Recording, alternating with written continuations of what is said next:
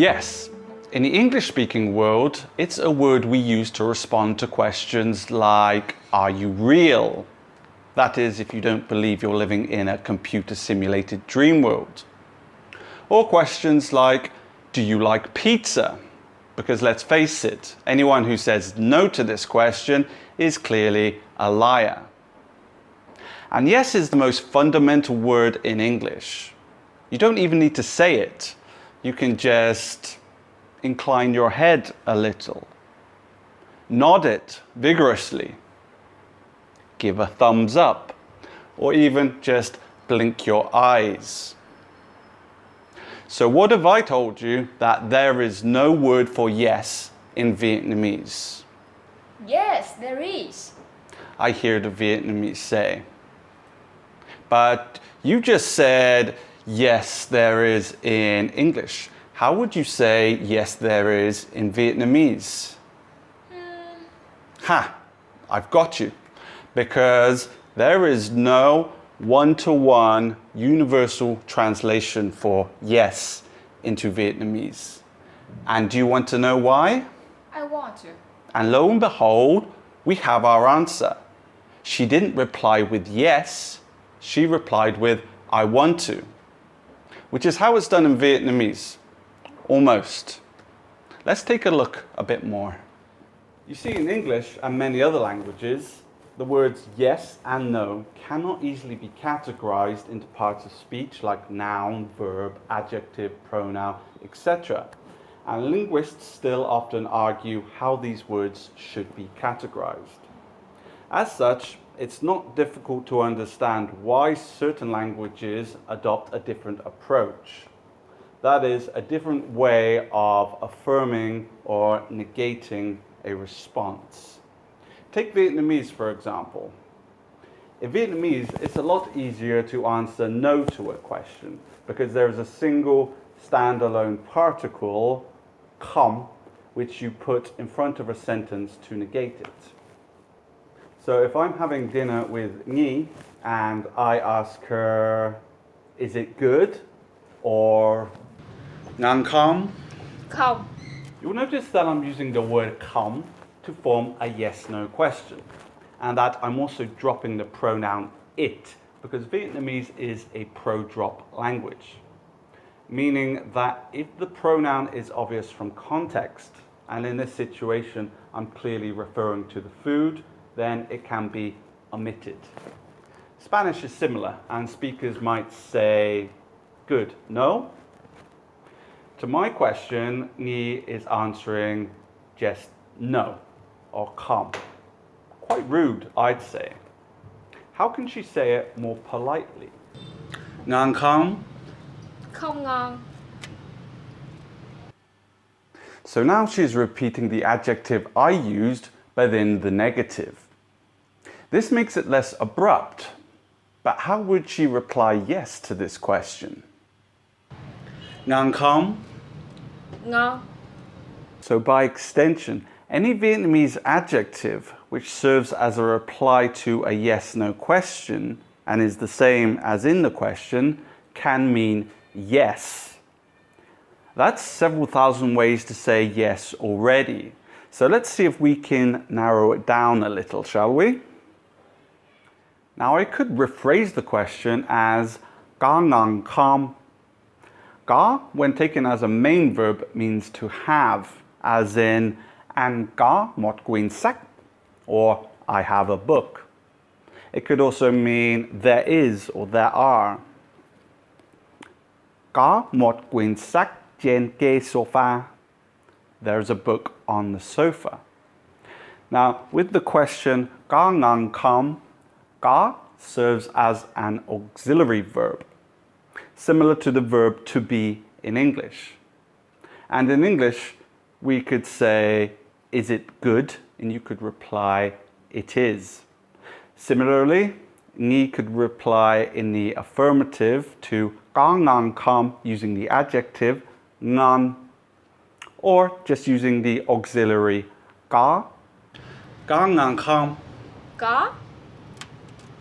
And if you ask most Vietnamese people what có means in English, they will say yes, because this is how they usually respond in the affirmative.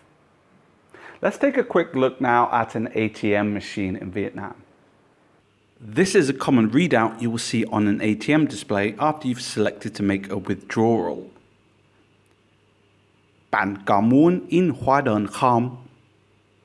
Word for word, this is you, auxiliary verb có, want, print, receipt, question particle không.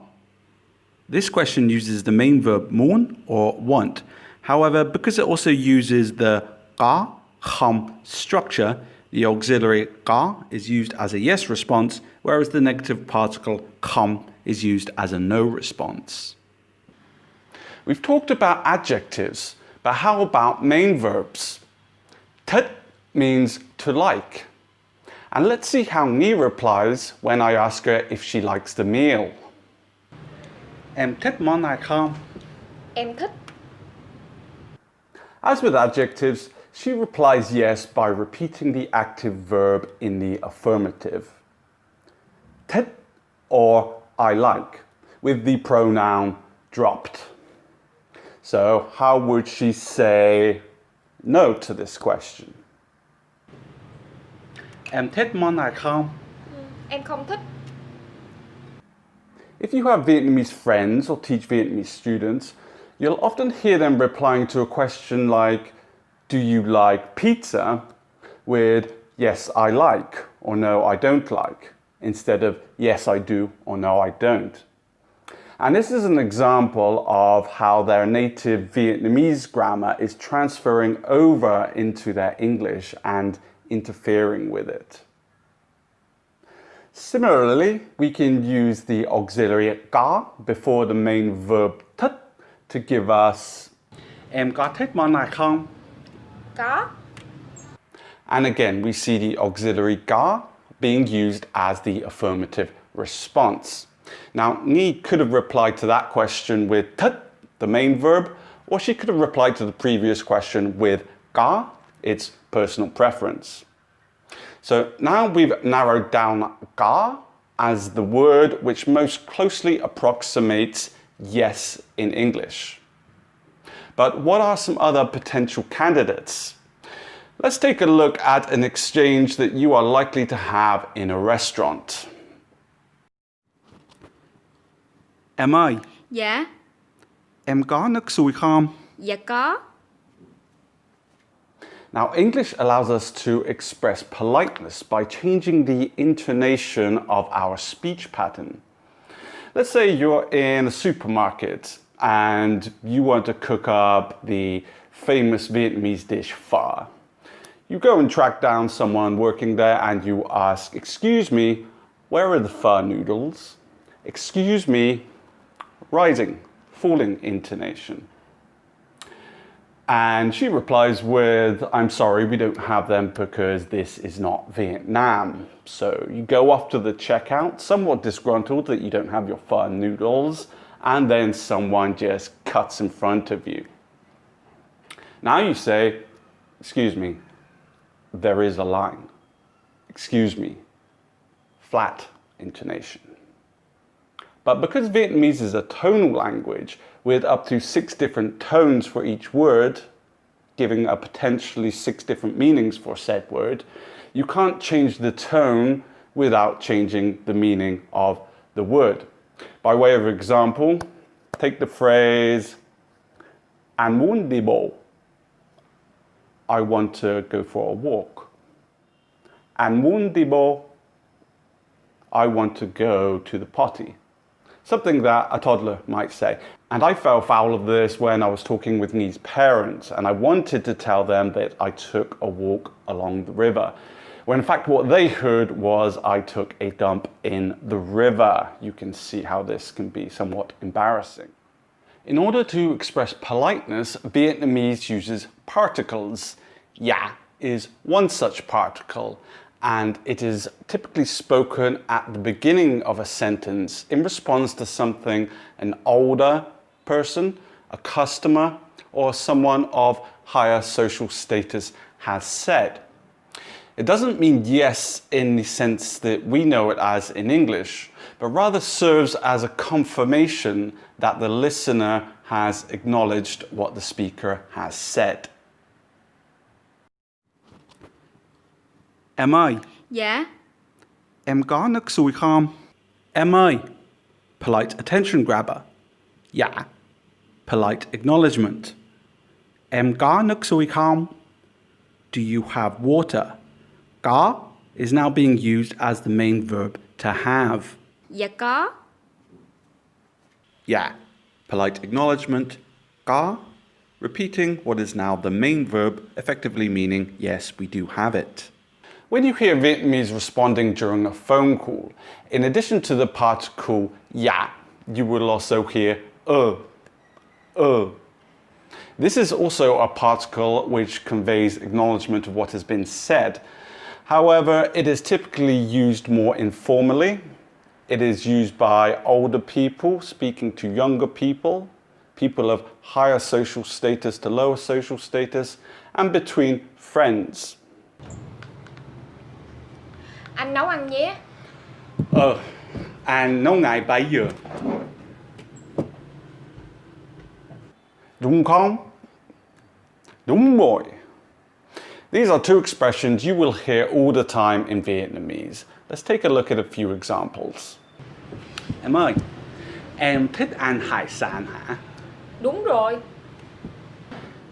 Em ơi, em thích ăn hải sản đúng không? Đúng rồi. Em ơi, em thích ăn hải sản phải không? Phải. Ha is another yes-no question particle, similar to come.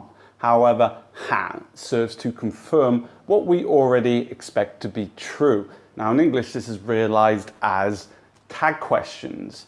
For example, you don't like it, do you? Em không thích hả?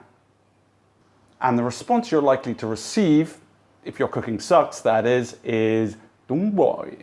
Đúng by itself means correct or right. Rồi is how you form the present perfect tense in Vietnamese. Kind of means already. For example, ăn rồi, I've eaten, or I've eaten already. Đúng and rồi taken together means that's right. Đúng không? Is that right? Phải không? Is that right? Although phải không is less commonly used, and the response to that would be phải or không phải. Vâng is the northern equivalent of yeah and and it functions in the same way as a polite acknowledgement of something which has already been said. However, it can also combine with yeah to give yeah vâng. And we can even make it a little more polite with a third particle, à. So taken together, dạ vâng ạ. Dạ vâng ạ. And lastly, we have the word được. Now, this word has numerous usages in Vietnamese, which is beyond the scope of this lesson. But if you want to form a request in Vietnamese, for example, can you help me? It would be em giúp anh được không? Em giúp anh được không? The two particles được không form a request in Vietnamese. And if you wanted to reply in the affirmative or yes, I can, it would be được. No, I can't. Không được. Although this latter, as in English, is considered quite rude. Em giúp anh được không? Được.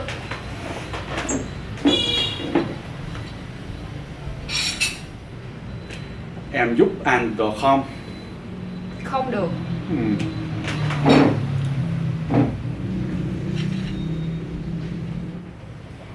Em giúp anh được không? Xin lỗi anh, em bận đọc sách rồi.